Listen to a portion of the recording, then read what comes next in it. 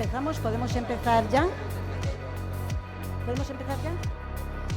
Pues buenos días a todos, señoras y señores. Y empezamos con esta mesa y el debate que nos convoca esta mañana, que, como habrán podido comprobar, aborda un tema nuclear de nuestro sistema de gobierno, de nuestro sistema democrático y del Estado de Derecho, que es la participación de los ciudadanos en las decisiones de poder, que se prevé de una forma indirecta a través de la representación y por el mecanismo de las elecciones generales.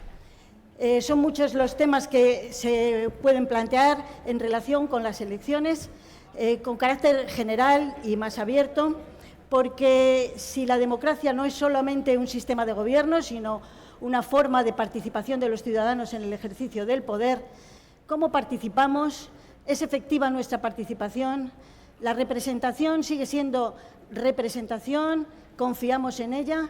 Porque últimamente oímos, sentimos el descontento de la democracia, el malestar en la democracia, el ocaso de la democracia.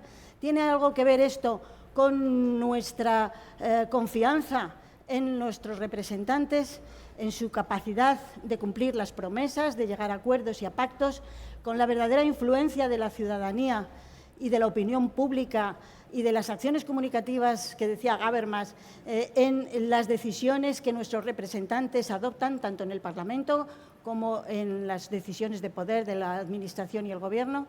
Bueno, sobre todas estas cosas y también sobre la inminencia de las elecciones que parecen convocarnos a los ciudadanos en España a nivel autonómico, parcialmente municipal y en el horizonte con las elecciones generales, es sobre lo que va a versar la mesa de hoy.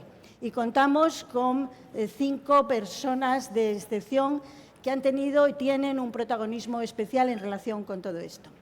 Les iré presentando para no invadir mucho su espacio de intervención, porque vamos retrasados, a medida que intervengan. Será un turno breve, en primer lugar, de palabra y después un segundo turno y debate con todos ustedes. En primer lugar, les presento a Elisa de la Nuez, que es abogada del Estado, que ha tenido y ha desempeñado cargos de dirección y de alta responsabilidad en la Administración pública y también recientemente en el ámbito y en el sector privado. No menciono su currículum impresionante, pero sí diré una de las razones de su presencia aquí, que es ha sido fundadora y redactora de primero el blog Hay Derecho y ahora la Fundación Hay Derecho, en la que es redactora y que es una fundación conocida de todos ustedes, encargada de la vigilancia, de la observación, mejor dicho, más que de la vigilancia, de la observación, el análisis y la reflexión sobre la marcha de nuestro Estado de Derecho, de nuestras instituciones y de la calidad democrática. Desde esa fundación, el trabajo de Elisa de la Nuez ha sido relevante, importantísimo, es muy conocido, como es conocida también su intervención en diarios, con artículos, libros y reflexiones en diarios nacionales, especialmente en el mundo. Sin más, les dejo con ella para que, cuando quieras, Elisa, nos empieces el debate. Vale, pues muchísimas gracias a la organización por haberme invitado una vez más, porque me han invitado 2 ediciones anteriores, o sea que ya soy veterana, a Consuelo por su amable presentación. Y yo voy a centrar un poco la cuestión, digamos, en esta idea que ya ha apuntado Consuelo, ¿no?, de la crisis de la democracia representativa, la falta de confianza de los ciudadanos en los representantes, no nos representan, esta idea de que lo que opinan los ciudadanos al final pues a los políticos les da un poco igual, de que los debates políticos están muy alejados de la preocupación de los ciudadanos. Porque, siendo todo esto verdad, claro, la pregunta es un poco qué responsabilidad tienen también los ciudadanos en esto, ¿no? Y también recogiendo una idea de de Consuelo, claro, las democracias representativas obviamente se basan en unas elecciones libres, pero se basan también en muchas otras cosas, ¿no? Y yo creo que cuando hablamos de crisis de democracia representativa, no solo en España, sino en el mundo, hablamos también de otras cuestiones que están muy relacionadas, que es un poco esa crisis de la clase media o esa incertidumbre de la clase media, que es siempre el sustrato básico de una democracia, ¿no? Lo es ahora y lo ha sido en el pasado. Y, por tanto, ver cuáles son esas incertidumbres o esos miedos, porque yo creo que eso está en la raíz de muchos de los problemas actuales que tiene la democracia representativa en los países avanzados, que es donde hay democracias representativas de calidad y donde además se percibe, y las percepciones son tan importantes a veces como las realidades, que hay incertidumbres, que hay miedo al futuro, que nuestros hijos van a vivir peor que nosotros, y todo eso es un caldo de cultivo, en primer lugar, de desconfianza en una clase política que no se ve que tenga la capacidad de resolver estos problemas. Y ojo, porque algunos de los problemas son globales y, por tanto, digamos, a lo mejor no están en manos de la clase política de ningún país, pero otros sí que tienen un ámbito nacional y, por tanto, ahí la desconfianza puede estar más, digamos, tener más fundamento, ¿no? Y además, en particular, esta idea de desconfianza, de miedo, de incertidumbre, tiene muchísimo que ver con la utilización que hacen los partidos populistas que han surgido en estos años, tanto a derecha e izquierda, y por supuesto no solo en España, porque de nuevo lo que nos pasa no es una excepción, porque en el fondo estos partidos populistas, como siempre ha sido así con los populismos, porque de nuevo no es una novedad, se nutren de esos miedos y digamos, de esa incertidumbre que se vive, como digo, sobre todo en las clases medias de los países desarrollados. Y eso es un caldo de cultivo para que aparezcan pues todo tipo de salvadores, entre comillas, porque yo creo que también lo que hay que entender del populismo es que, digamos, identifica muy bien cuáles son las pulsiones básicas de los seres humanos, ¿no? Una de ellas es muy importante, es el miedo y digamos, esa incertidumbre, y también otra muy importante es la necesidad de creer que puede venir un líder, alguien que va a arreglar las cosas de una forma muy sencilla. Es también muy típico la idea del chivo expiatorio. Esto nos pasa porque hay un enemigo exterior, el que sea, derecha, izquierda, la Unión Europea, en el caso de los nacionalismos, pues digamos el Estado. Porque, digamos, son explicaciones que a la gente la tranquilizan, ¿no? y le dan esa confianza que ha perdido. Y por eso yo, cuando hablaba al principio de poner el foco en la ciudadanía, es un poco poner el foco en nosotros, ¿no? En esa necesidad que tenemos a veces de pensar que las cosas pueden cambiar rápidamente, que realmente basta con que llegue alguien distinto, una persona diferente, para que problemas que son muy estructurales, y desde luego en España la mayoría son muy estructurales, se vayan a resolver, y de alguna forma hacer esa llamada de atención, ¿no? Porque como digo, los partidos populistas se nutren de esa necesidad que tenemos los seres humanos de esperar esos cambios, de creer, ¿no? Y hay una frase que siempre me ha hecho mucha gracia, ¿no? Que se dice en América, es: nosotros creemos en Dios, pero todos los demás que traigan datos, ¿no? Pues esta es un poco la idea de transmitir que la ciudadanía tiene que ser muy, muy exigente cuando se le hacen promesas que a todos nos suenan fenomenal, cuando se dice bueno, pues que un cambio de gobierno va a traer un cambio, digamos, a mejor y todo se va a solucionar, porque sencillamente yo creo que la actitud de una ciudadana en una democracia tiene que ser muy escéptica, vamos a decirlo así, ¿no?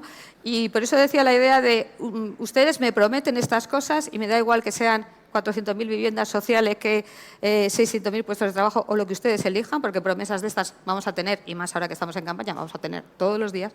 Pero yo creo que la actitud del ciudadano, y esa es la participación que yo creo que hay que apelar como sociedad civil, es una actitud que yo diría de un sano escepticismo y de hacer las preguntas adecuadas, ¿no? Y yo creo que esa reflexión es importante, porque si no es muy fácil achacar a la clase política todos los males, y desde luego muchos males tiene la clase política, no lo vamos a negar, pero también a veces nos tenemos que mirar a nosotros mismos, porque, como dice Consuelo, vamos a tener unas elecciones, elecciones, pero no solo tenemos unas elecciones, tenemos muchas oportunidades todos los días, y no solamente los que estamos en medios o estamos en el debate público, sino todos los ciudadanos, de hacernos preguntas, hacer las preguntas adecuadas, ser un poco exigentes con las contestaciones que se nos dan y intentar también vencer esos instintos que son, insisto, del ser humano, del miedo, del tribalismo, de la identidad, porque están jugando con eso, ¿no? Y yo creo que un ciudadano de una democracia, de alguna forma, tiene que ser precavido porque se va a utilizar esta forma de ser que tenemos los seres humanos para este discurso populista y esta polarización. Yo no me quiero enrollar mucho más porque me han dado solo 5 minutos, pero sí querría trasladar que ya en el terreno nacional estamos viviendo una situación donde, sinceramente, creo que no es posible resolver ningún problema estructural, y no me voy a enrollar con eso, que tenemos en España, por la existencia de una polarización máxima, de un debate público absolutamente intrascendente para las cosas realmente importantes, ¿no? Yo, por ejemplo, ayer, pues, como estoy en una radio, pues me pusieron el corte del debate del Congreso sobre la Ley de la Vivienda. Allí no se habló del contenido de la Ley de la Vivienda, que es una política pública esencial que funcione bien para la ciudadanía, y allí se habló de otras cosas, ¿no? Y así podríamos poner todos los días 1000 ejemplos.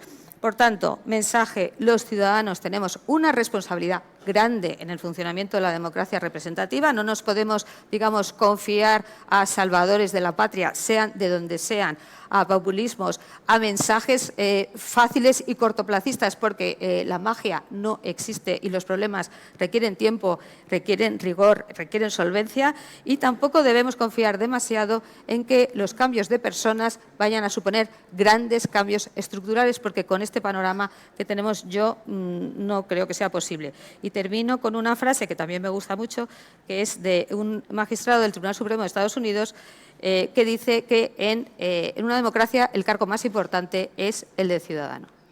Muchas gracias, Elisa.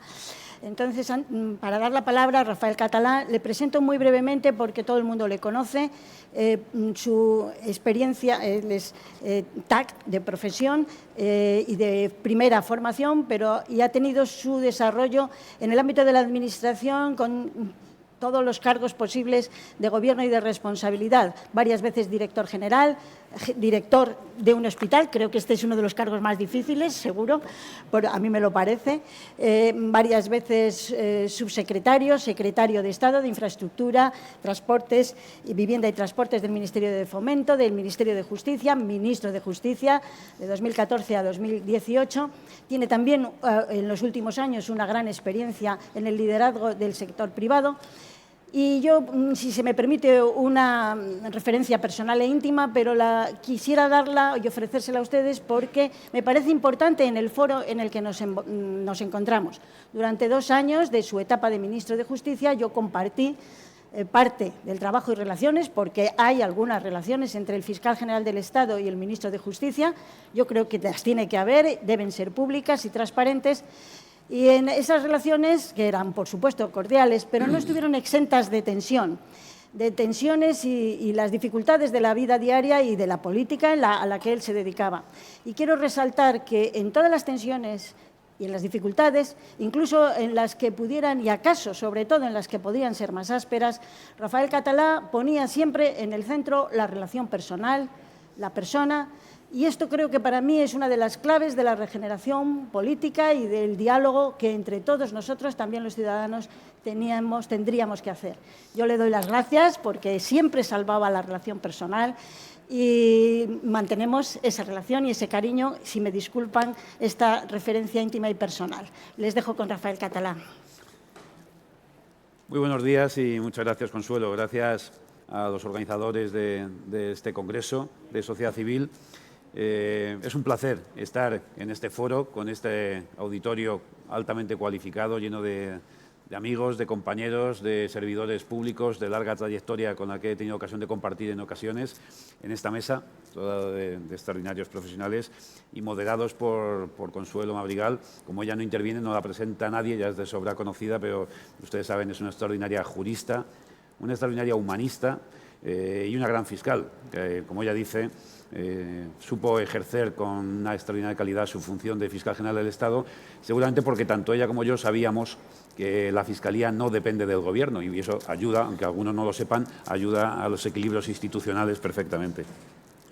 Y hoy concitados por nuestro común amigo Aldo Cese y toda su organización para abordar brevemente, lógicamente, por el formato de nuestra mesa, cuestiones en torno a un elemento clave estructural de los sistemas democráticos como es el régimen electoral. Forma parte, como bien saben, de nuestros derechos fundamentales. En nuestra Constitución del 78, en el artículo 23, se establece como un derecho fundamental el derecho a la participación en los asuntos públicos.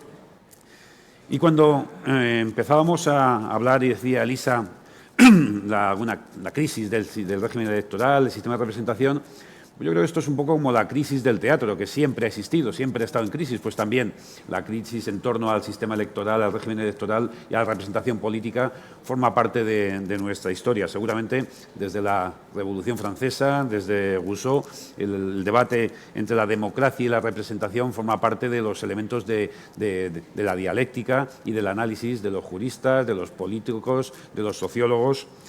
Yo creo que ya desde el Estado liberal el concepto de democracia y representación van intrínsecamente unidos y les manifiesto mi opinión personal. Yo creo que los movimientos en torno a la democracia directa, yo personalmente los asocio más con los movimientos populistas, con el nacionalismo y en ocasiones también, ¿por qué no?, con el fascismo. Han sido más bien, por tanto, esos movimientos políticos, yo creo que fuera de la cultura y de la costumbre democrática, yo entiendo perfectamente vinculada la democracia y la representatividad mediante una articulación ciertamente compleja en la que caben distintas alternativas. En España, en nuestro siglo XIX, el intenso y convulso siglo XIX en materia de política, pero que alguna lección también tenemos sobre la convivencia y la alternancia en el poder, ya nos dio ejemplos sobre la modificación de los sistemas electorales, en ocasiones mayoritarios, como en el binomio de Cánovas, en ocasiones más proporcionales. A donde quiero ir en esta reflexión, en última instancia, que el sistema electoral es una de las piezas de nuestro modelo de convivencia articulado en torno a la Constitución, que establece piezas importantes como es la circunscripción electoral en torno a la provincia, puede ser otro, ciertamente, y de hecho lo es cuando elegimos a nuestros representantes en el Parlamento Europeo, también en cuanto elegimos un sistema proporcional para el Congreso, mayoritario para el Senado, o cuando establecemos barreras para eliminar la excesiva fragmentación que tampoco funcionan demasiado bien, como se puede observar en los últimos mapas del Congreso y el Senado. Bien, en cualquier caso, yo creo que el sistema electoral tiene tres objetivos. Uno, producir legitimidad y, por tanto, trasladar desde la ciudadanía hacia la representación política esa legitimidad representativa. En segundo lugar, tiene también otro objetivo, que es el de producir una representación, que los ciudadanos nos sentamos representados por las personas que elegimos en las cámaras y en el Congreso y en el Senado. Y, en tercer lugar, y no menos importante, que yo le pongo bastante foco, es la de producir gobernabilidad. El sistema electoral debe ser capaz de generar gobernabilidad en los ayuntamientos, en las comunidades autónomas y también en el Congreso y en el Senado. Y todos los sistemas electorales, todos ellos, tienen, entre comillas y con minúscula, ideología. Todos responden a un modelo, a un equilibrio, a unos acuerdos políticos. El nuestro, insisto, está entre los elementos vertebradores de los consensos de nuestra Constitución del año 78 y, por lo tanto, tienen consecuencias. Hoy es uno de los elementos más criticados habitualmente. Yo fui diputado por una provincia pequeña, pues hay una proporcionalidad de 1 a 6, lo que cuesta en términos de votos obtener un escaño en alguna provincia y lo que cuesta en otros. Bueno, es un efecto de distorsión. Tiene un origen, insisto, que es tomar la provincia como elemento de representatividad. Decía un político de la Italia de los años 70 y 80, Giuliano Amato, que nadie está dispuesto a cambiar lo cierto por lo incierto. Y esto seguramente podíamos, esa frase, aplicárnosla a nosotros mismos, porque el debate en torno a la modificación del sistema electoral es una constante. Yo estoy, no diré cansado, porque cuando ocupas una posición de representación nunca te puedes cansar de dialogar con la sociedad y con los ciudadanos, pero sí ha sido un elemento muy común eso de, oye, ¿por qué no cambiasteis la ley electoral cuando podíais, cuando había mayoría absoluta? ¿Por qué Rajoy no hizo aquello? Bueno, eso, como tantos otros temas, tiene su explicación en una visión de la vida política, de las instituciones. Siempre una frase que a mí también me gusta mucho es la de que un político es aquel que trabaja para ganar elecciones y un gobernante es aquel que trabaja para ganar las futuras generaciones de su país. Y yo creo que ha habido algunos políticos en España que han trabajado con ese esquema y cuando no han generado consenso suficiente entre los grandes partidos, no han abordado algunos proyectos, incluso aunque la matemática parlamentaria se lo permitiese. Y seguramente este es uno de esos motivos. En el año 2009, una docta institución en nuestro país, el Consejo de Estado, elaboró un informe sobre el sistema electoral. A mí me coincido, como con tantas cosas que hace el Consejo de Estado, coincido con algunas de las conclusiones que alcanzaba y las traigo ahora para compartirlas con ustedes y compartir la reflexión. Seguramente la reforma posible que deberíamos abordar de nuestro sistema electoral debería tener como objetivo pues, mejorar la calidad democrática. Puede sonar muy rimbombante, pero en el sentido de fortalecer la igualdad en el voto, acercar más esa proporción del 1 a 6 a la que me he referido, intentar equilibrarla de una manera más adecuada y con menos consecuencias que pueden ser incluso discriminatorias. En segundo lugar, también para ayudar a esto podríamos ampliar el número de diputados. La Cámara de Representación por excelencia en España no tiene un número excesivo.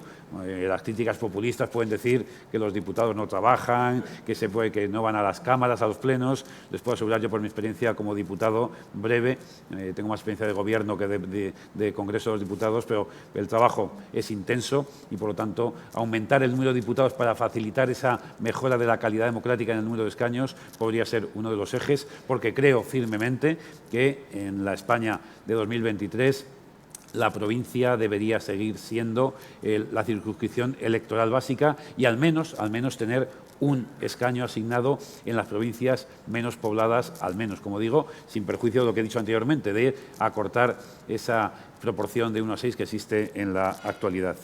Y también, ya puestos a poner ideas encima de la mesa, yo creo que los partidos políticos son elementos de vertebración de la participación política en la sociedad y, en ese sentido, yo creo que los partidos políticos tienen un compromiso con la sociedad a lo largo de en momentos electorales y a lo largo de toda la legislatura.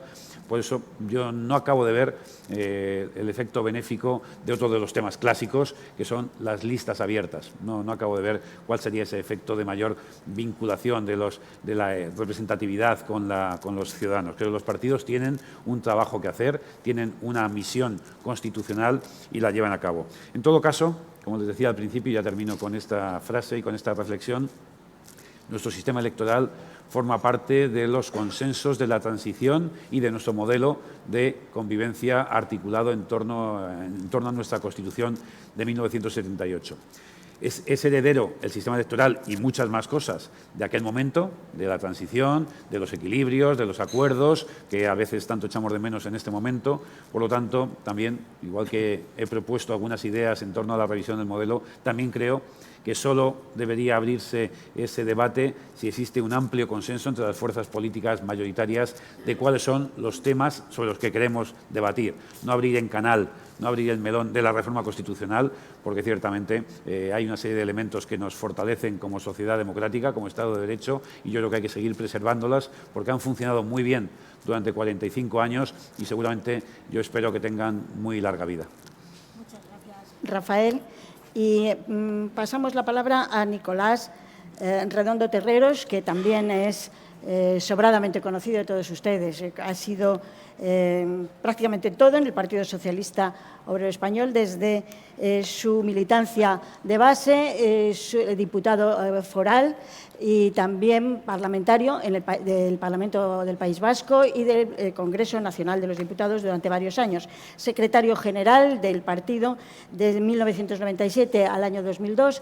Él voluntariamente decidió dejar sus responsabilidades responsabilidades en el partido y quedar como militante de base por aquella época, por razones que él en su momento bien explicó, pero no ha abandonado ni la militancia de base ni la ciudadanía crítica, activa y participativa, esa ciudadanía valiente y reflexiva a la que todos estamos convocados, ¿no?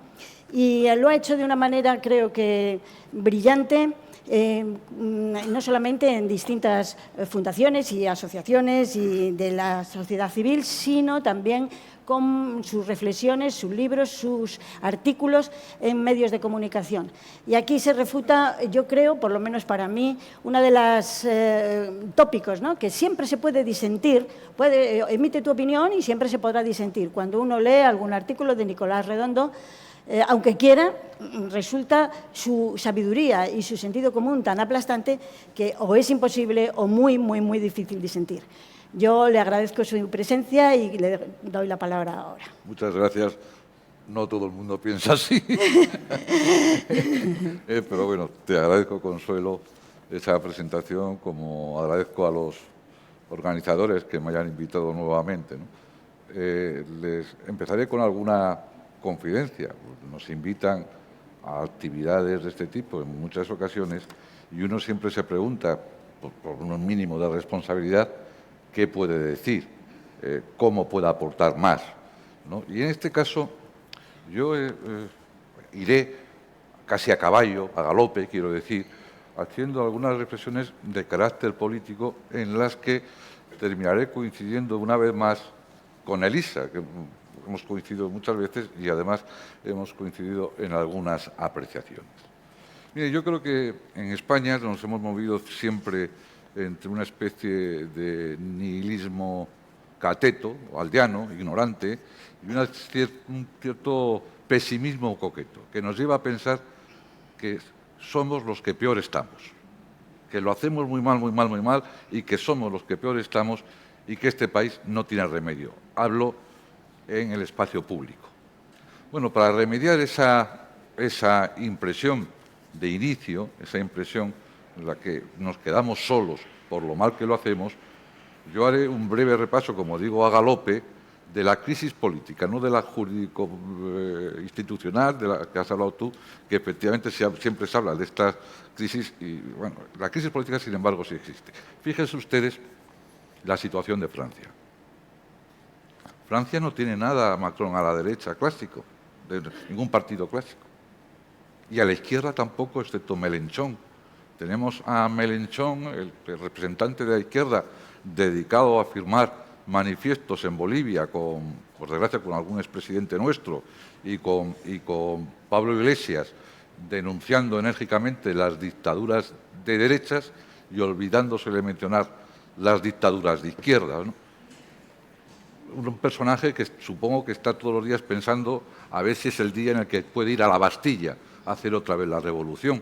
Pero es que a la derecha tienes un personaje como Le Pen que estaría satisfecha si todos los días la confundieran con Juana de Arco.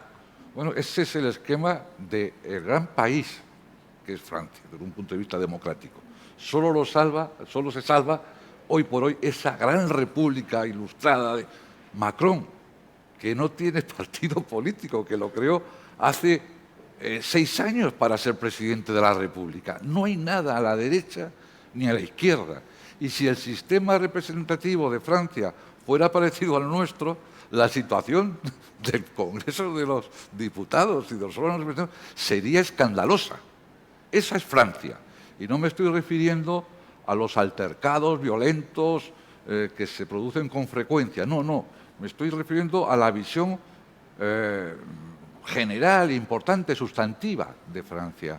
Pero si nosotros nos vamos a Estados Unidos, nos encontramos con que ha habido un presidente como Trump, que quién podía pensar que nunca que llegara a presidente un personaje, no vamos a ofender a nadie, tan pintoresco.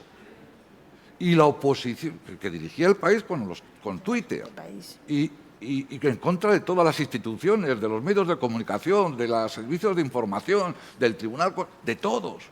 desde su cuarto de estar bebiendo la Coca-Cola y comiendo la hamburguesa. Ese era el presidente de Estados Unidos hasta hace poco. Ha salvado en parte la fortaleza de sus instituciones.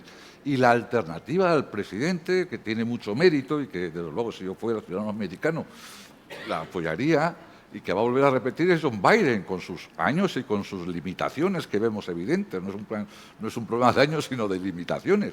Esa es la situación de ese país, de la primera potencia mundial. Pero si nos vamos a Gran Bretaña, ese país que decía Madariaga, tan buena persona, tan ilustrado, tan inteligente, esa Gran Bretaña, que fue, por otro lado, referente de Montesquieu y de todos, esa Gran Bretaña que sabe armonizar las tradiciones más sólidas de Gran Bretaña con la revolución industrial, pues lleva 10 años sin dar pie con bolo, desde el alejamiento de la vida política de Tony Blair. Hicieron un referéndum en Escocia, creando el precedente para que vuelvan a pedirlo continuamente los escoceses. Y luego, además, Gran Bretaña, ese gran país, ese que fue referente de Montesquieu, que Madariaga estaba ilusionadísimo con ese extraordinario país, y con motivos, además, pues ese país se separa de la mayor aventura de la historia, casi, de la mayor aventura política, la Unión Europea, que es la sustitución de todo lo que se quiso hacer anteriormente por la guerra, por la ocupación, por la conquista, hacerlo por la voluntad libre de los países que integran esa Unión Europea. Pues de esa gran posibilidad política que teníamos, pues Gran Bretaña se va. Es decir, nosotros estamos introducidos en la crisis de la democracia representativa, de la democracia social liberal que mencionaba antes Elisa. Lo que sucede es que cada uno de estos países se ha introducido o tiene esa crisis a su forma y manera, condicionado por su propia historia, claro. No es la misma la nuestra que la de Francia, ni la de Estados Unidos, ni la de Gran Bretaña. Bien, por lo tanto estamos igual. No estamos igual. ¿Qué diferencias hay entre esos países, esos vecinos nuestros, esos amigos y la nuestra? Ya digo que voy muy... Me guiñas un ojo si me estoy alargando. Nuestra democracia, generada en aquel periodo que llamamos de la transición, es el producto de nuestra voluntad, de la voluntad de los españoles, con determinados protagonistas políticos dirigiéndolas, con el propio rey Juan Carlos, etcétera, etcétera. Pero es un producto de nuestra voluntad. Mientras que las democracias de los países de nuestro entorno es más o menos el producto a veces, de su historia, a veces pacífico y a veces sangriento. Pero parece que es el producto lógico de una historia que termina en las democracias socialliberales. El nuestro no. ¿Eso qué supone? Que sea solo que sea un gran acto de voluntad que nos separa de nuestra propia historia, lo decimos continuamente. Lo dice el otro día, lo dijo Alfonso Guerra, pero lo dice cualquiera que conozca nuestra triste historia de enfrentamiento.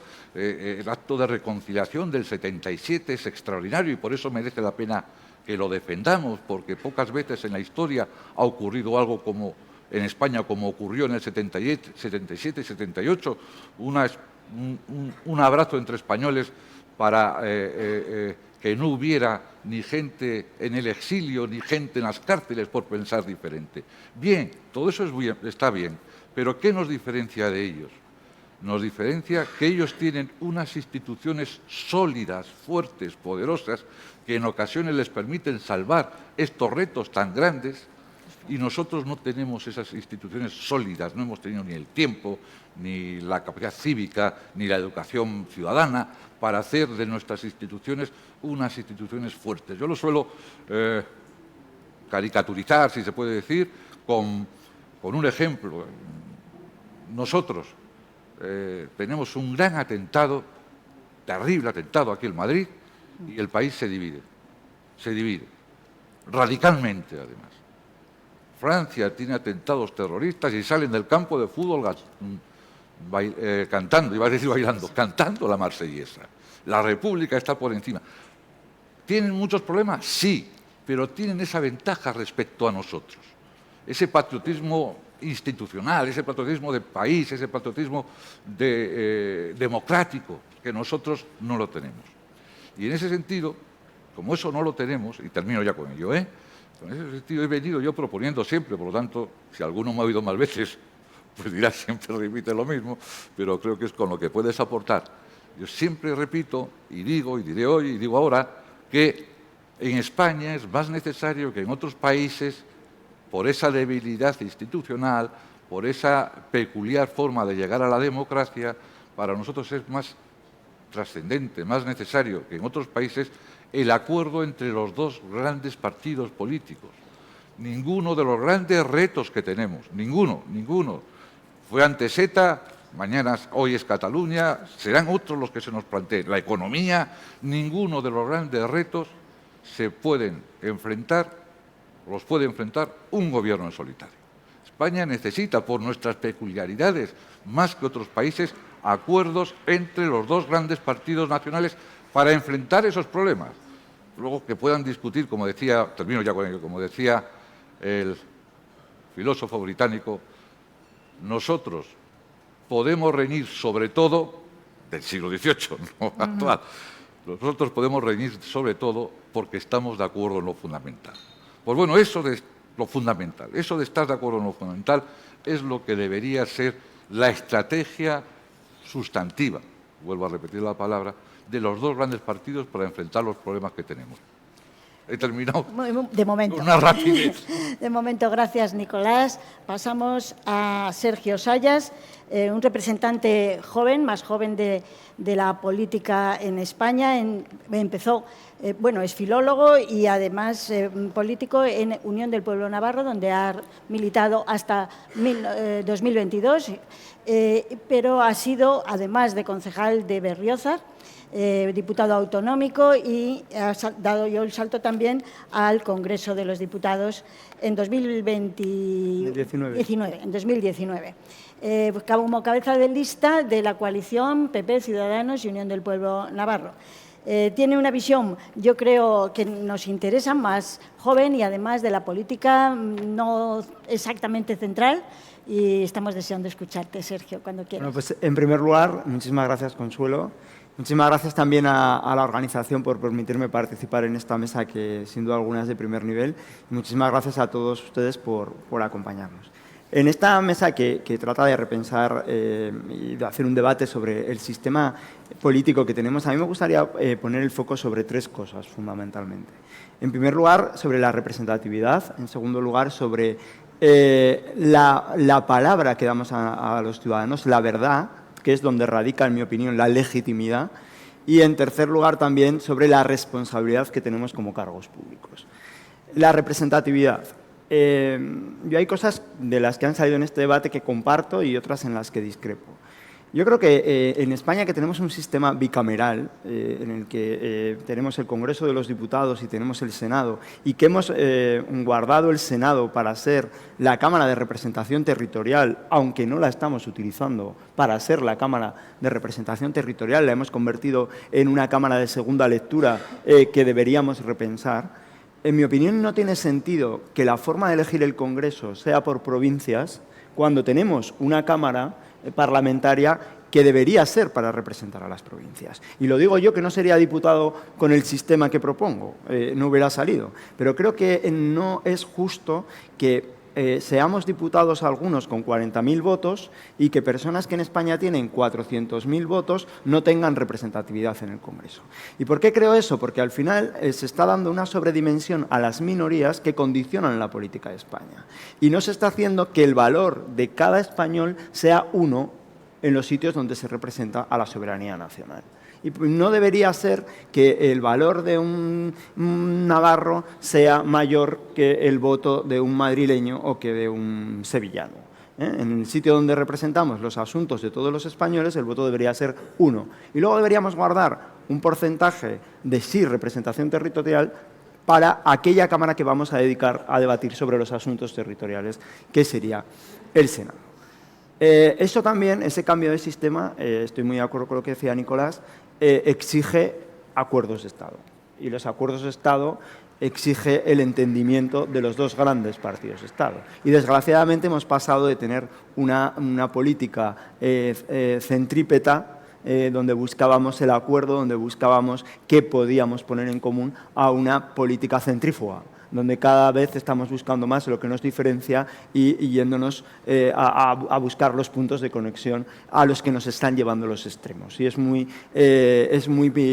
preocupante que los extremos nos arrastren a políticas centrífugas.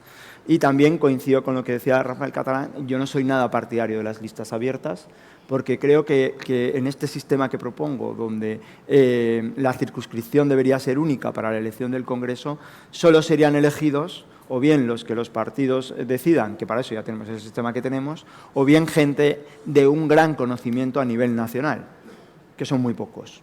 Porque para que sea determinante elegir a una persona porque le quieres poner una X particularmente en esa candidatura, necesitas un conocimiento nacional inmenso que muy pocos políticos son capaces de poder tener, ¿no? En segundo lugar, hablaba de la legitimidad. Yo soy de los que cree que la legitimidad te la da la verdad y te la da el haber pedido la confianza a los españoles para hacer lo que les has dicho que ibas a hacer.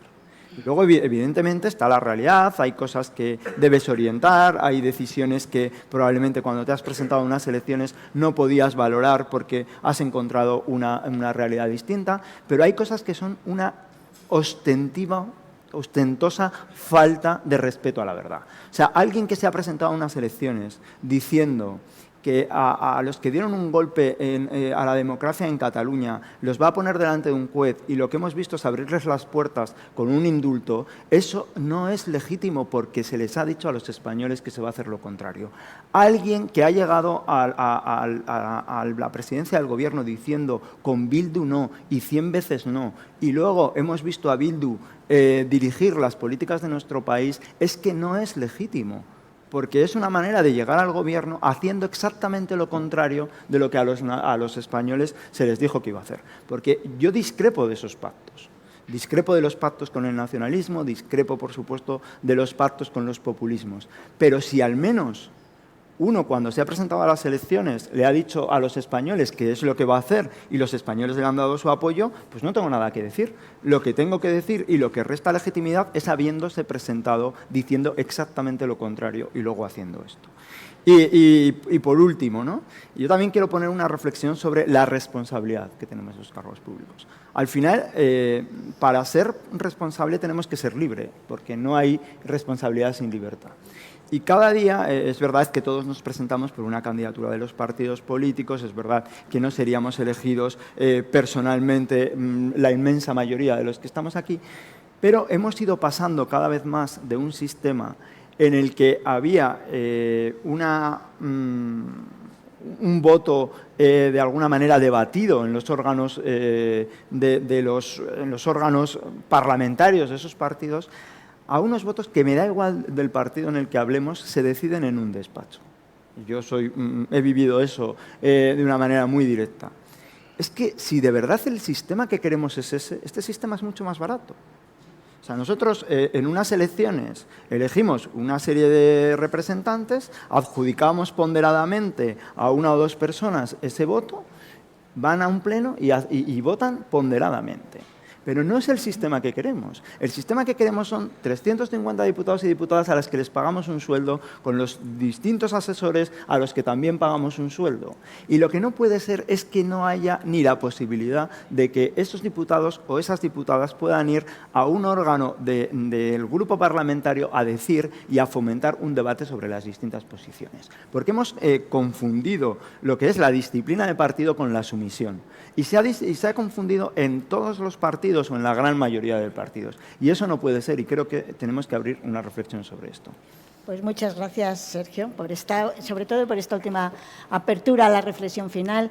Y después de un análisis general, 3 visiones de 3 políticos o ex-políticos, Sergio en activo, la visión de Jesús Cacho, que aunque es capitán de la Marina Mercante, licenciado en Historia Moderna y Contemporánea y en periodismo. Es un agente político de primer orden, precisamente por eso, por su dedicación al periodismo en los 3 grandes diarios nacionales. Es director y redactor ahora mismo de Vox Populi, pero lo ha sido fundador de Confidencial y autor de libros de gran tirada, como Asalto al Poder o El negocio de la libertad. Participa en tantas tertulias en televisión, en la radio, que, en fin, creo que por esto, precisamente, tiene una visión privilegiada sobre no solo sobre lo que es la política, sino sobre la incidencia en la ciudadanía y sobre todos los temas que estamos hablando. Jesús, ¿qué te parece esto? Muchas gracias, Consuelo. Es un honor para mí, porque yo me considero un simple, humilde plumilla y he sido toda la vida y me moriré siendo un plumilla. Y, por lo tanto, estar aquí con gente tan cualificada, de verdad que me emociona un poco. Nicolás, tienes razón en lo de Francia, pero el otro día leí a Houellebecq decir que es verdad que la crisis de Francia es muy profunda. Lo que nos diferencia es que los intelectuales franceses somos muy conscientes de nuestra decadencia, cosa que yo creo que no ocurre en nuestro país, porque los críticos con la situación, no sé si cabríamos, permítaseme la inmodestia de incluirme ahí, no sé si cabríamos en un autobús, pero en dos sobrarían asientos. Yo quiero plantear hoy 2 cuestiones para la reflexión, como español ya de provecta edad, muy preocupado por el futuro de mi país, que es lo único que me preocupa ahora es el futuro de mi país. Esta semana, John de Zulueta, que fue presidente del Círculo de Empresarios del 17 al 21, ha sacado un libro que me llegó ayer tarde a la redacción y no he tenido ocasión de leer, pero que me parece muy sugerente. Se titula La España fallida. Y el subtítulo dice que cómo el fracaso de nuestras élites ha convertido a España en un país irrelevante. Yo no voy a hablar de las élites políticas, porque aquí sabéis muchísimo más que yo, pero me voy a referir a una élite que he conocido mucho, que es la élite empresarial y financiera española. A esos les he conocido a casi todos, a presidentes de bancos, a presidentes de grandes empresas, a presidentes de multinacionales. Y siempre me ha llamado la atención una cosa, el miedo. El miedo a hablar, el miedo a significarse, el miedo a criticar, el miedo a opinar. ¿Han oído ustedes alguna crítica? Hemos pasado décadas en España clamando por la necesidad de desindexar el IPC de la variable precios y salarios, porque eso era condenar al país a la bancarrota al final del camino. Ahora resulta que estos señores han indexado el IPC a las pensiones. Todos sabemos que esa reforma que se ha hecho es imposible de mantener en el corto plazo y que el próximo gobierno que venga, sea del PSOE o sea del PP, deberá meter la cuchara o la tijera para arreglar este desperfecto. ¿Han oído ustedes a algún gran capitán de nuestra empresa, a algún presidente de bancos, criticar esa auténtica anomalía que va a poner a las cuentas públicas al borde del default? ¿Lo han oído ustedes? ¿Ustedes creen que es normal que en una democracia, en un país consolidado, en una democracia avanzada, estos señores se callen cuando estas situaciones de política macroeconómica terminarán, lamentablemente, por afectar a la marcha de sus negocios? Pues ese es el resultado. Es verdad, como todas las cosas en la vida, nada es blanco ni nada es negro. Hay toda una gama de grises en la que la vida de un ciudadano se mueve. Y es verdad que nuestra economía ha sido una economía siempre tradicionalmente intervenida y que el gobierno que maneja esa máquina de destrucción masiva que se llama Boletín Oficial del Estado tiene con las tarifas reguladas un poder de intervención en la vida de muchas empresas que dependen de la tarifa que obliga de alguna manera a esos empresarios a una cierta servidumbre. Pero no es explicable, por ejemplo, que nuestros grandes empresarios, el señor Payete, por poner nombres, la señora Botín, el señor Ignacio Sánchez Galán, hayan acudido en tropel a la voz de AR cada vez que Pedro Sánchez les ha convocado a algunos de sus actos que en definitiva se resumían en pura propaganda de Moncloa. Tenemos el caso concreto de Ferrovial, el caso de Ferrovial que hemos vivido ahora y que ha sido un termómetro de la calidad de nuestra democracia, de cómo nuestra élite política entiende la separación de poderes. Es decir, yo decido, en uso de mis facultades, cambiar la sede social de mi empresa y la someto a veredicto de mi junta de accionistas. Y el señor presidente del gobierno dice que eso no, porque a él, me van a permitir una expresión brutal, no hay cojones que nadie le haga eso en España. Que esa es la frase que ha dicho. Por cierto, frase que rememora mucho otra famosa frase que yo he citado muchas veces de Jesús Polanco. No hay cojones en este país para negarme a mí una televisión. Es decir, estamos en la democracia testicular española, la democracia de por mis cojones. Esto no me lo hace a mí el señor Rafael del Pino. Bueno, pues ayer estuve desayunando con Rafael del Pino. No puedo contar porque transgrediría los términos de la conversación. Su WhatsApp ha estado lleno de mensajes de apoyo, algunos brutales. Pero nadie ha tenido el valor cívico de pronunciarse en público. Es verdad, COE por primera vez le ha apoyado y alguna patronal también. Pero nadie ha tenido el valor de...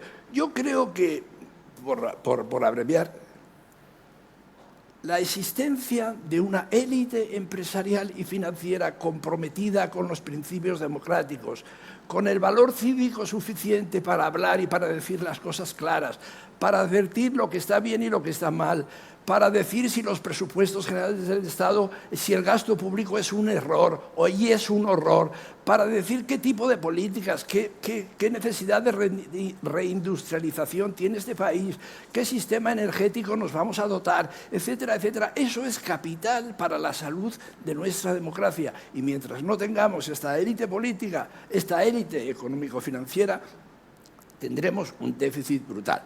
Por terminar, voy a referirme muy brevemente a otra clase que es la mía, la clase periodística. Yo creo que uno de los dramas de España es la pésima situación de nuestra clase periodística, de este oficio mío al que tanto quiero y del que a veces me siento avergonzado de pertenecer. Es verdad también, esto daría para una larga tertulia, para una cena con una larguísima tertulia. En España no hemos tenido las familias de editores tradicionales, esos grandes apellidos anglosajones que han hecho empresa creando imperios mediáticos al margen de los gobiernos y a veces en lucha con los gobiernos de derechas o de izquierdas en Gran Bretaña, en Estados Unidos, en los países nórdicos. Aquí no, aquí hemos tenido, por desgracia, oportunistas. Aquí hemos tenido gente que ha hecho negocios con los medios. Jesús Polanco, Antonio Asensio, en fin, etcétera, etcétera. Hoy la situación de los grupos es de quiebra técnica. En realidad, el Grupo Prisa pues, vive de la caridad de sus acreedores, porque si no, lleva 2 décadas en quiebra técnica, claro. Hoy mismo, después de haber reducido su deuda de los 5.000 y pico millones de euros a los 800, sigue siendo imposible de repagar esa deuda. Claro, ¿qué está ocurriendo con los medios? Que todos vivimos de la caridad del anunciante, es decir, todos los medios españoles están viviendo de la caridad del IBEX. Todos vivimos del IBEX 35. Si hoy el drama de nuestra situación es que 5 señores se llamaran por teléfono por la mañana en 5 despachos importantes y decidieran cerrar el grifo, el 95% de los medios de comunicación cerrábamos. Eso implica una dependencia absolutamente insana para la calidad de nuestra democracia. Eso es una de las transformaciones capitales que hay que hacer. Hay que acabar con la subvención a los medios de comunicación y seguramente tendremos que ser capaces de romper el cordón umbilical que une a todos los medios, incluido al mío, con las empresas del IBEX. porque todos dependemos al final de 5, 6, 7, 8 grandes empresas del IBEX. Recuperar unos medios de comunicación auténticamente libres e independientes es una de las cuestiones que tiene pendientes nuestra democracia. No diré más. ¿Soy pesimista? No. Si fuera pesimista, seguramente hubiera tomado ya las de Villadiego. Soy un optimista por naturaleza. Creo que este país tiene una gente formidable, fastuosa. Tengo amigos, los conocidos, la gente que abre su pequeño negocio, que piensa con sentido común, que opera con honradez. ¿Qué es lo que le pasa a este país? Pues, como ha dicho alguna persona muy importante, es la capacidad de los españoles para admitir malas decisiones políticas durante mucho tiempo. Y eso es lo que tenemos que cambiar. La capacidad para decir no a las malas decisiones políticas tomadas por gobiernos durante mucho tiempo. Espero, ahí tenemos a Irlanda, ahí tenemos a un país que se comía los mocos, con perdón, hace medio siglo o menos. Irlanda, convertido hoy con una renta per cápita que más que triplica la española. Por eso soy muy optimista y creo que saldremos de esta. Pues gracias, Jesús. Pones el dedo en una de las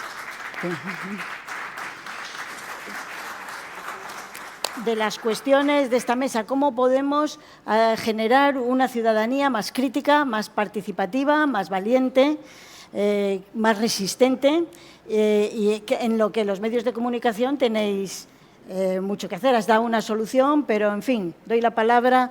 Empezamos por Elisa, otra vez, para contestar un poco, retomar todo lo que hemos escuchado. No es fácil, pero brevemente. Pero, bueno, no sé. A ver, yo creo que hay muchas cosas aquí, ¿no? Un poco yendo por orden. El tema de los cambios en el sistema electoral, totalmente de acuerdo con Rafael, que estos son acuerdos transversales y la situación ahora mismo no está para acuerdos transversales. Este y otros 500 que hay, ¿no? Porque efectivamente estas son las reglas del juego y las reglas del juego hay que pactarlas entre todos. Totalmente de acuerdo. Luego ya la parte de si tiene que ser de una forma o de otra, pues seguro que hay muchos diagnósticos y todos ellos. Yo creo que también la idea de, hombre, que digamos, la gente tenga, no tanto el político, me ha hecho gracia lo que decía Sergio, ¿no? No es tanto que tú tengas derecho a ser diputado no con 40.000 votos, el derecho es del que está votando, ¿no? Y eso yo creo que es una idea. También me ha parecido interesante, bueno, con Nicolás no digo nada porque Nicolás y yo siempre estamos de acuerdo en todo, no sé si esto es un problema, pero bueno, siempre estamos de acuerdo en todo. Para mí ninguno. Para mí tampoco, para mí tampoco. De las cosas que ha mencionado Sergio, me ha parecido muy interesante algo que además, como eres un joven diputado, que es esta reflexión que todos nos hacemos desde fuera. Si al final todos los diputados son un diputado, pues con perdón, tú decía Rafael, se pueden tener más diputados, hombre, si vamos a tener más diputados, que se note que son distintos. Dentro de la disciplina de partido, porque lo que claramente se percibe es que hay uno o dos personas que son los que fijan la regla y todos los demás aplaudir. Y digo lo de aplaudir porque yo, sinceramente, ahora visto desde fuera, es que hay que aplaudir todo lo que dice el jefe de partido, aunque sencillamente no es que te parezca mal, es que no te parece gran cosa. Es como si ahora inmediatamente termino yo y todos me aplaudís y digo, oye, pues no he dicho nada que merezca la pena, ¿no? Entonces, quiero decir, esas cosas vistas desde fuera llaman la atención y creo que haces bien en comentarlo tú que estás en política, ¿no? Y luego el comentario de Jesús, dos cosas. El tema de la clase empresarial española, a mí también me llama la atención. Me parece una enorme sumisión al poder, al que sea, que yo no sé si está tan justificada la regulación, que yo a veces pienso, hombre, no todas las empresas están reguladas, ni todas las empresas viven del BOE, y sin embargo la tónica es esa. Nunca levantar la voz, nunca decir nada, acudir, como bien dices, cuando el presidente del gobierno, insisto, el que sea, porque esto es ir corriendo. Hombre, la sensación es un poco que gente que tiene ese poder económico y empresarial a lo mejor tendría cosas interesantes que decir dentro de la neutralidad, que no se trata de tomar partido, pero bueno, se supone que de cosas que tú sabes, ¿no? Y a mí también siempre me ha llamado la atención.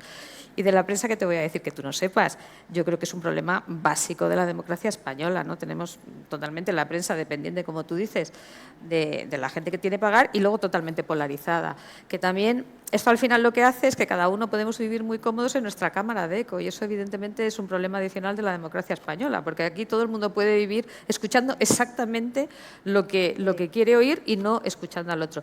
Y termino con una anécdota personal.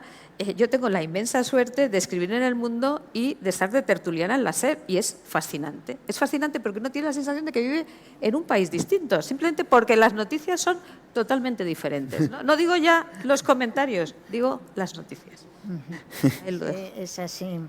Gracias, Elisa. Rafael, cuando quieras también para postillar. Sí, es verdad que vamos con el tiempo muy justo, pero por aprovechar algunas de las ideas que en torno a la mesa, yo coincido con Jesús, me siento también optimista respecto al futuro de España, entre otras cosas porque creo en la sociedad civil, creo en lo que este Congreso está promoviendo, que es regenerar, repensar, promover el debate, la reflexión y sacar del gran talento que tenemos empresarial, profesional, político también, proyectos de nación compartida y de futuro. Por eso yo creo en ese optimismo, que estamos en puertas de un escenario político, eso pienso yo, y a mí me va bien, claro, ese pensamiento, en el cual el centro-derecha pueda gobernar en España.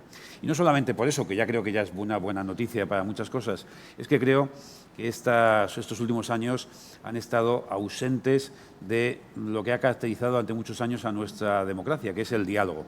El diálogo, los consensos, los grandes pactos en temas de Estado. Lamentablemente, no tenemos tiempo para analizar los porqués, pero creo que ese déficit democrático que ha caracterizado los últimos 4 o 5 años, yo confío en que no suceda lo mismo, más bien al contrario, en los próximos años y nos permita abordar temas tan relevantes como los que tenemos por delante. Yo decía antes,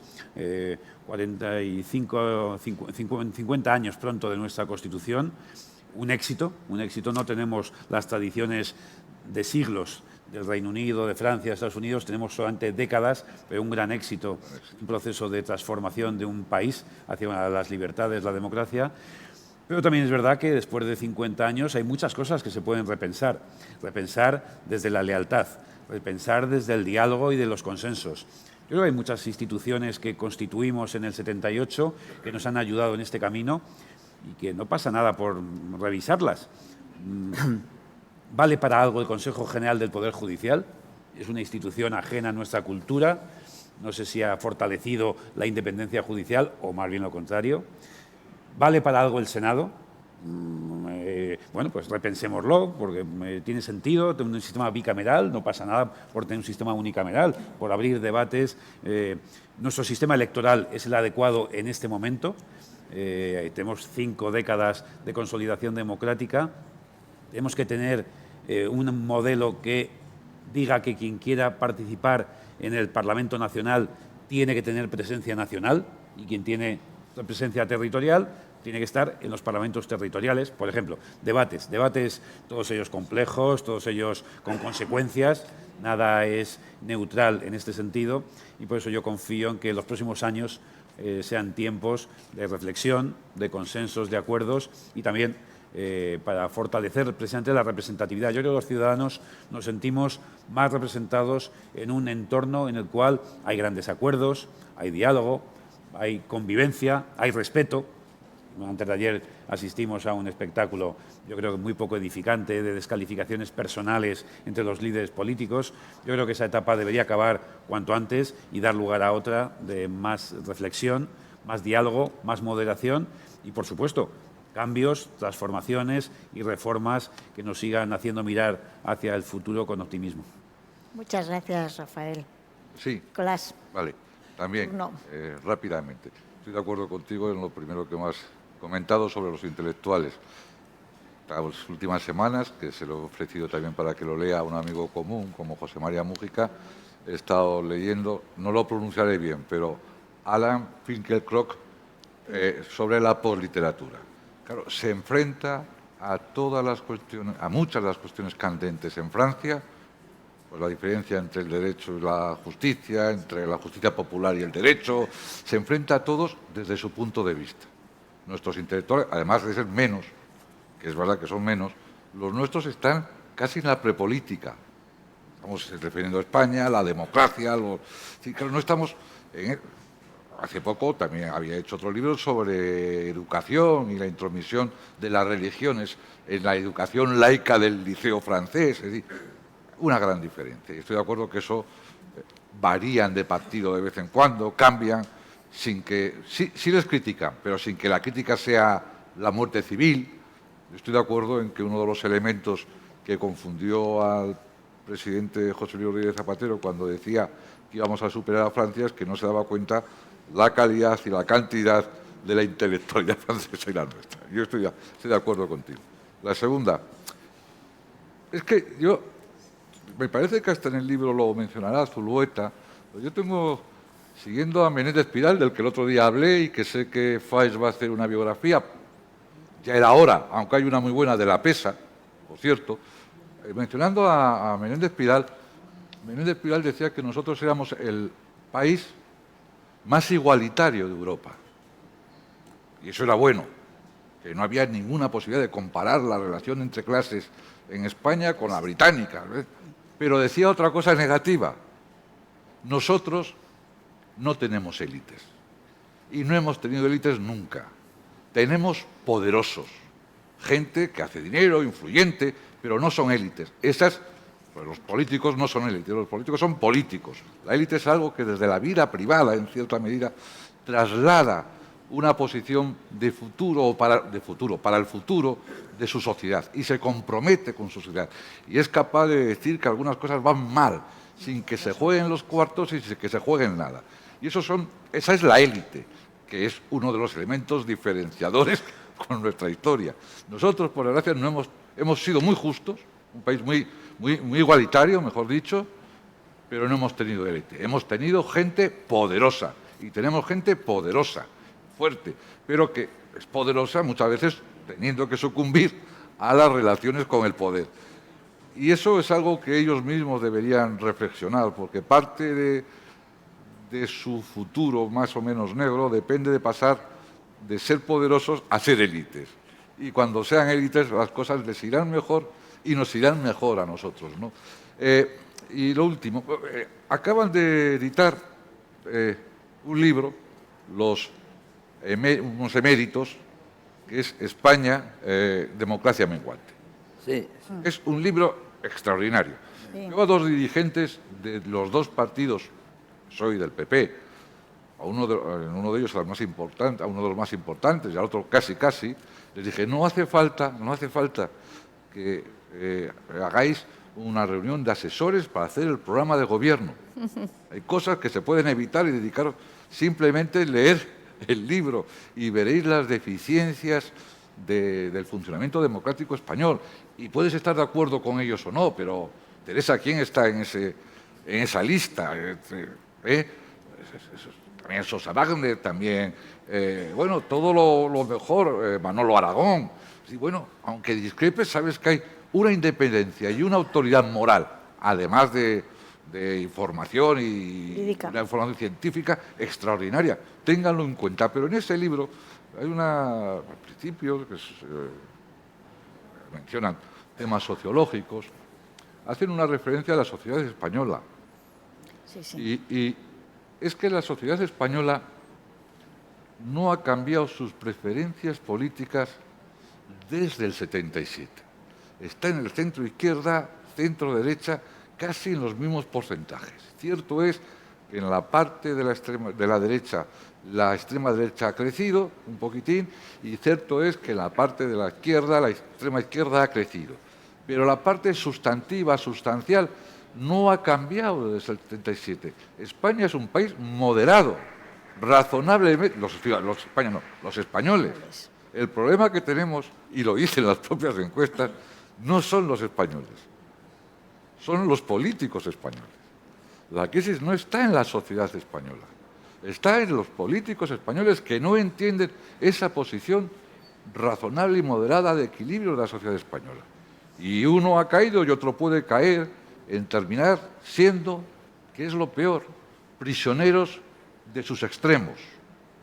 Y eso es lo peor, porque no hay prosperidad, ni hay libertad, ni hay seguridad, ni hay incremento de la igualdad, si no es desde las posiciones reformistas, moderadas, razonables, desprendiéndose unos y otros de los que le secuestran desde el nacionalismo, desde la ultraizquierda o desde la ultraderecha.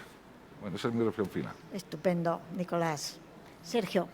Bueno, yo voy a meterme en algún jardín porque me gusta polemizar, ¿eh? Entonces, en primer lugar, lo que decía Elisa antes, yo estoy muy de acuerdo con, o sea, es lo que trataba de decir antes, ¿no? Hemos pasado, estamos empezando a ver partidos que ya no tienen más estructuras que el líder.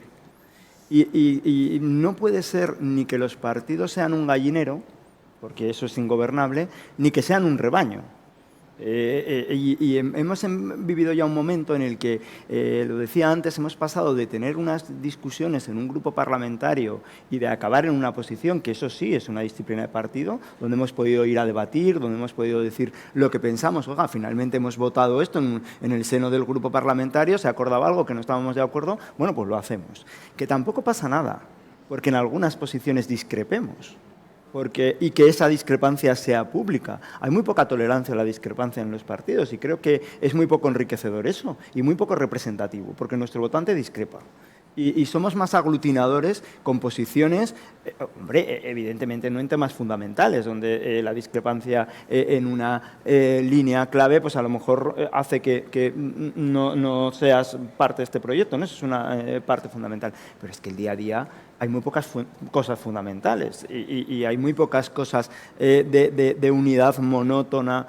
Entonces, hemos pasado y yo pongo mi caso, en el que nos han expulsado, por no asumir una llamada de teléfono de un presidente que te dice lo que tienes que hacer por teléfono. Bueno, que no se pone al teléfono para decirte lo que tienes que hacer.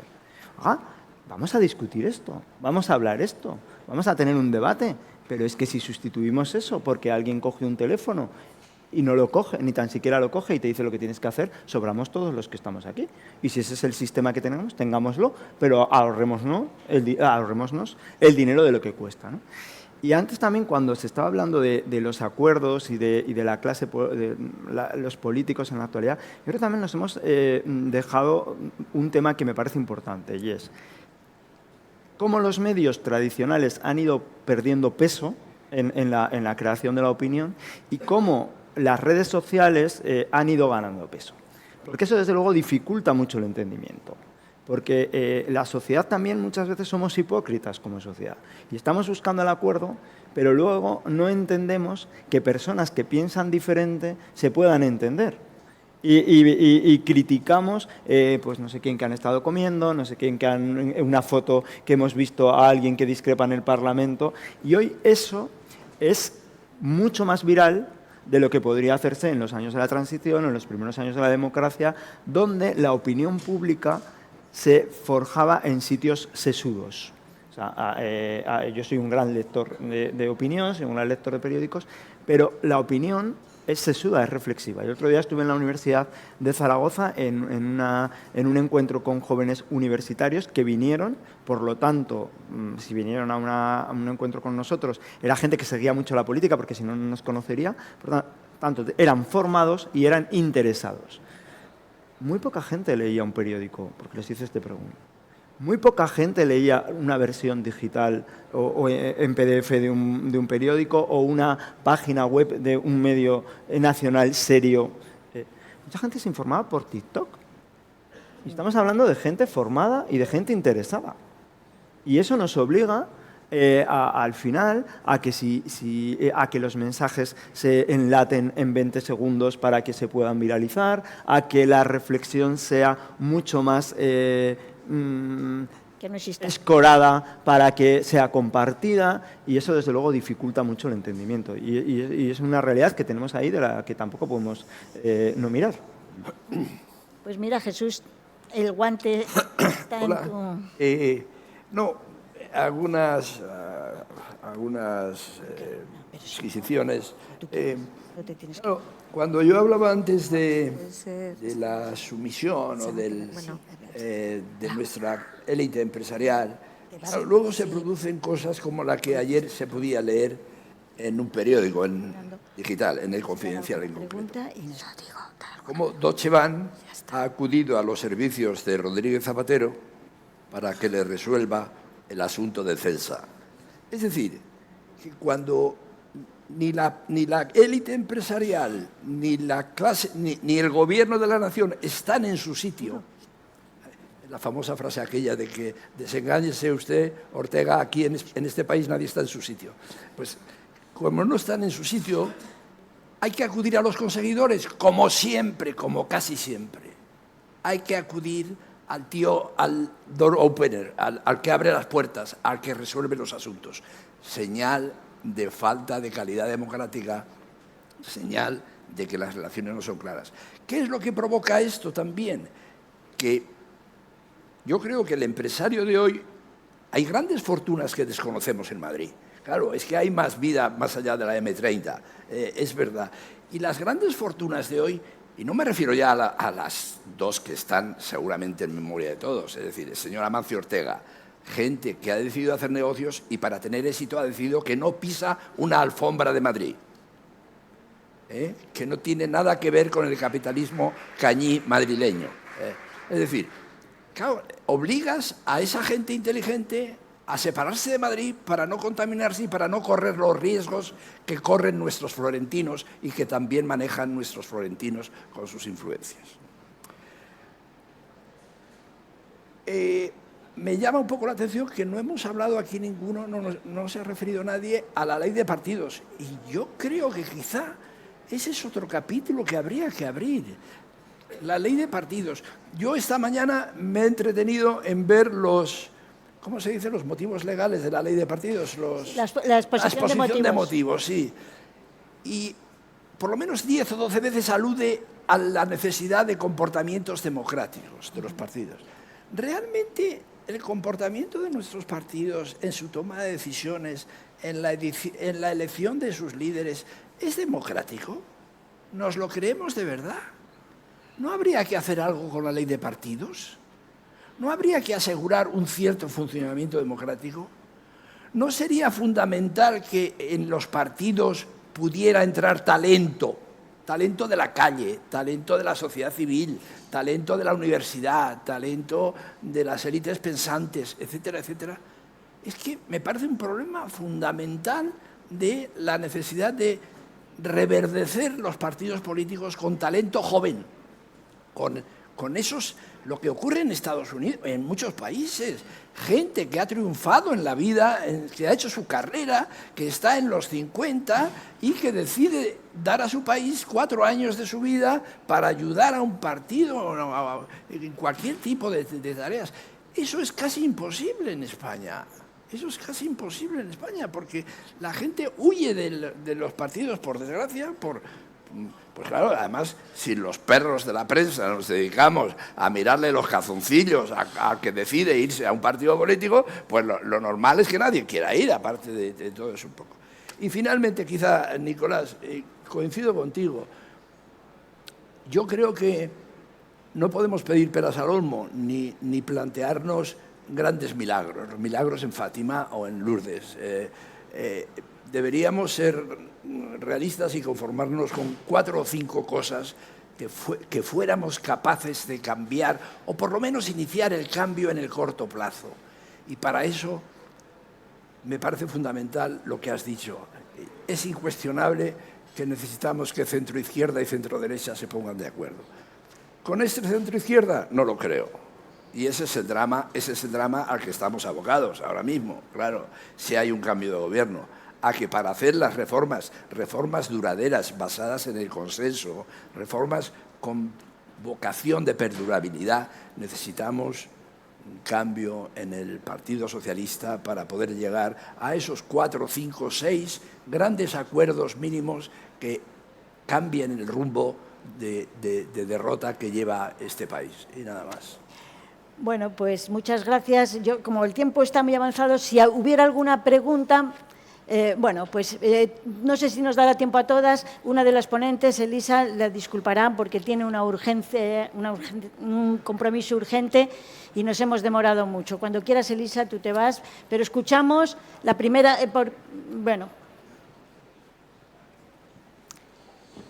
Bueno, yo soy Miguel Otero, yo vengo de Venezuela. Yo dirijo un periódico allá que ahora está en manos del ejército, por supuesto. y estoy exiliado en España. Sobre el sistema electoral, yo cuando me hicieron español, me nacionalicé y fui a votar la primera vez, que fue en las elecciones nacionales, tuve una democracia parlamentaria, me enviaron todas las listas de todos los candidatos, son listas cerradas. Yo entiendo la discusión entre listas cerradas y listas abiertas, pero cuando yo dije, bueno, vamos a ver quiénes son estos candidatos, empecé a buscar a los candidatos en la red. El 70% no están ni en Google, ni en LinkedIn, ni en ninguna parte. ¿Cómo escogen a esos candidatos? O sea, un sistema político donde los candidatos, que son la esencia del sistema político, son escogidos unilateralmente, a dedo, por los líderes del partido, por supuesto, producen un sistema político de baja calidad de los dirigentes. Y esa es una realidad. Si aquí no hay una reforma que haga que los candidatos, que los políticos tengan una relación con la base, porque no tienen relación con la base es la gente, el pueblo, donde vive. Ese sistema político nunca va a mejorar. Pues muchas gracias. Por aglutinar a lo mejor preguntas, escuchamos a la mano de atrás y a lo mejor luego las podemos contestar para ganar tiempo. Sí, bueno, muchísimas gracias. No 1 millón, sino 3 o 4 o 5, media docena, porque ha sido apasionante la representación, la exposición que han hecho y el planteamiento crítico. Puesto que tenemos un filólogo, vamos a hacer una pequeña referencia. Algunas veces emplean unas palabras que, en mi opinión, no son las más adecuadas cuando se habla de corregir el sistema electoral. A mí me parece muy bien, porque corregir es hacerlo mejor. Pero yo creo que lo que se ha hecho es deformar el sistema electoral. Con los establecimientos de la falta de igualdad de voto que existe, es verdaderamente lamentable. Y eso se podría resolver. No digo fácilmente, porque nada se resuelve fácil, pero se podría resolver fácilmente estableciendo una circunscripción electoral por comunidades o una circunscripción electoral única. Y se acabó. Y ya está. Y entonces cada uno vota luego a las personas que, como acaba de decir este señor recién español, tenemos que votar a gente que desconocemos quiénes son. Y entonces, claro, eso es el principio cero de la democracia. ¿Cómo voy a votar yo a un individuo, a una individua? Eso suena feo, pero que no conozco. Entonces estamos votando ideologías y eso es una cosa distinta a votar personas, porque las personas son las que van a tomar las decisiones.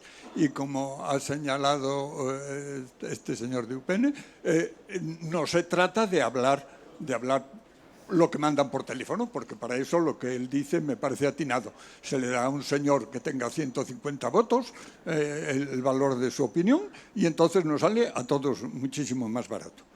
El asunto de la falta de igualdad del voto es verdaderamente escandaloso. No es solo el 6 que se había señalado en el Congreso, es que en el caso de los senadores, el senador del Hierro es 11.000 veces menos votado que cualquier senador de Madrid. Entonces eso no es que haya una corrección del sistema electoral, hay una deformación total y absoluta. Y después hay otra cuestión que es general en casi todas las democracias y es establecer un mínimo. Usted tiene que tener un mínimo de un 3% y un mínimo de un 5%. ¿Qué pasa? Que estamos marginando a las minorías. Estamos marginando precisamente a las minorías que son más libres de opinar, porque son las que saben que nunca van a mandar. Y no digo que sean los que se vayan a dedicar a encordiar, que algunas veces lo harán también, pero son los pequeños pepitos grillos que pueden decir las cosas que los otros que están ansiando el poder, pues no siempre ansían. Y después hay otra cosa en relación con lo de Francia y las élites francesas. Es verdad que las élites francesas son una cosa diferente, pero sobre todo lo que son diferentes son los ciudadanos franceses, porque se creen que ellos son la República Francesa. Y en España no hay ningún ciudadano que se crea que le importa para nada. Sabe que es un señor al que le van a dejar. No es que él tenga derecho, es que le van a dejar votar.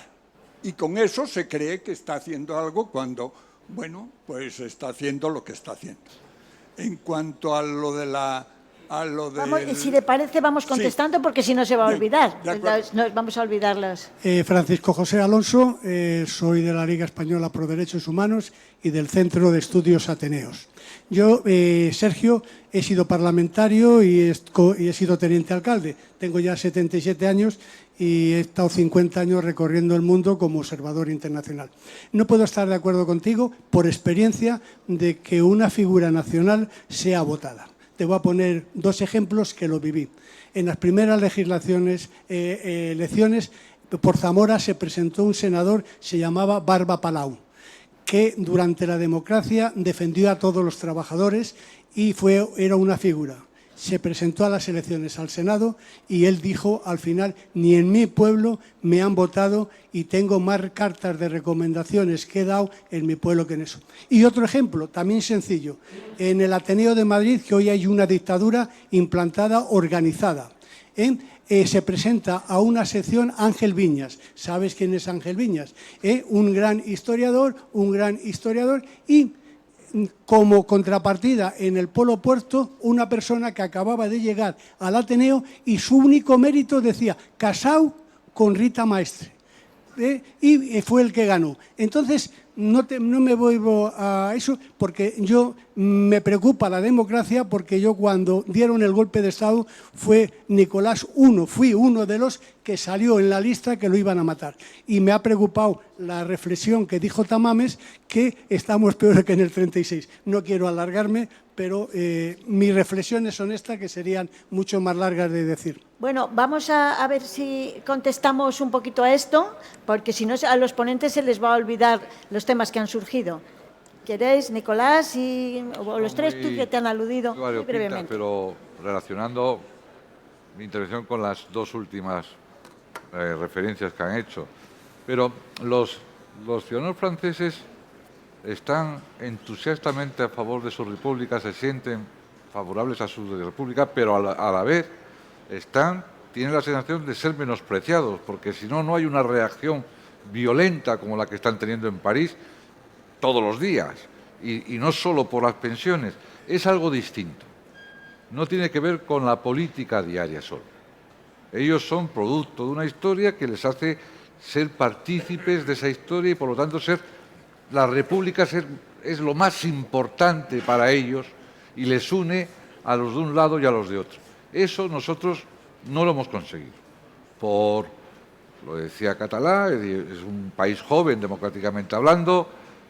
Como siempre, pasado un tiempo, hemos terminado discutiendo sobre las cuestiones fundamentales, pues la jefatura de Estado, la monarquía. Es decir, no discutimos sobre carreteras, discutimos sobre la jefatura de Estado. Claro, eso al final, la justicia, eso al final disminuye la legitimidad de las instituciones. Yo creo que ese es el elemento absolutamente diferenciador con Francia. Luego están todos los demás, ¿no?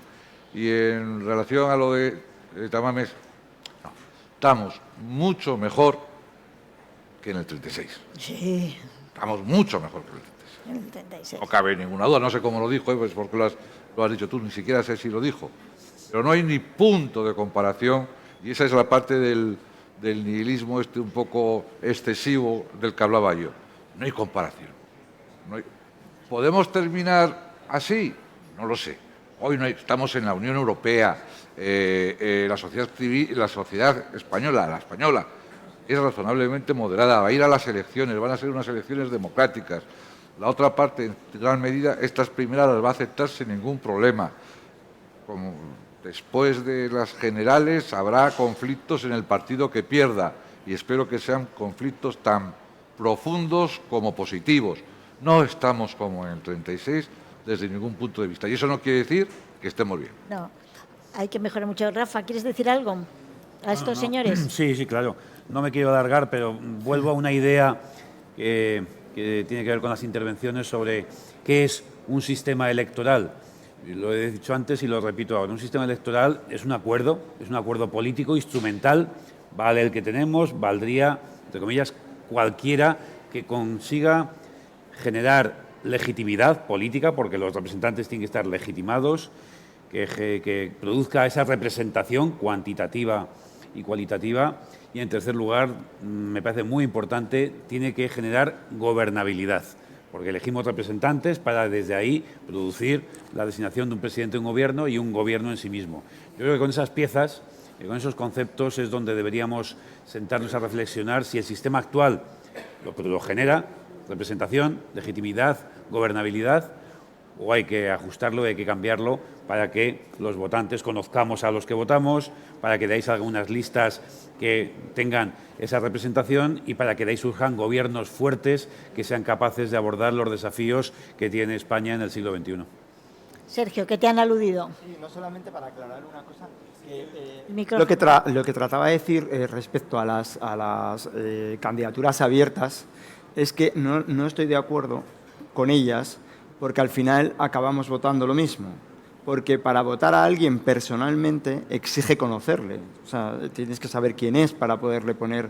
Entonces, eso puede funcionar en circunscripciones o en ámbitos locales donde conocemos a las personas que se presentan. En unas listas municipales, pues por supuesto, podemos, igual nos gusta alguien de una lista y otro no, pero en una circunscripción única es muy difícil que la gente conozca más allá de los 5 o 6 que pueden tener mucha presencia en medios de comunicación. Al resto de la gente no nos conoce la inmensa mayoría. Entonces, no le veo la utilidad de las listas abiertas cuando hay un desconocimiento de las personas a las que se están eligiendo. Bueno, yo no sé si tú quieres hablar y si no, la última pregunta y cortamos. Está Aldo pidiendo que... Sí, sí. Mira. No se puede, me No se dicen puede. que no se puede, lo No se siento. puede. Me dice la organización que no se puede y hay que respetar el tiempo que ya se pasa de 40 minutos. Muchas gracias por su atención a todos.